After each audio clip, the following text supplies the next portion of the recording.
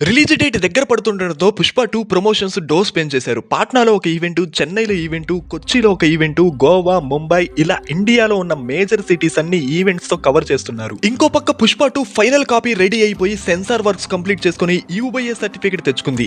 అల్లు అరవింద్ తో సహా టాలీవుడ్ లోని పెద్ద ప్రొడ్యూసర్స్ అందరికీ అన్నపూర్ణలో స్పెషల్ షో వేశారు. వాళ్ళ నుంచి పాజిటివ్ ఫీడ్బ్యాక్ కూడా వచ్చింది. అయితే ఇన్సైడ్ టాక్ ప్రకారం 'పుష్ప 2'లో హీరో ఎంట్రీ డిలే అవుతుందంట. దాదాపు 20 నిమిషాల తర్వాతే అల్లు అర్జున్ ఎంట్రీ ఉంటుందని, ఆ ఎంట్రీ కూడా ఫ్యాన్స్ కి బెస్ట్ హైప్ ని ఇస్తుందని చెప్తున్నారు. రీసెంట్ గా కొన్ని మూవీస్ చూస్తే స్టోరీ డిమాండ్ చేయడం వల్ల హీరో ఎంట్రీ డిలే అవుతున్నాయి. కల్కిలో ప్రభాస్ ఎంట్రీ కూడా డిలే అయింది.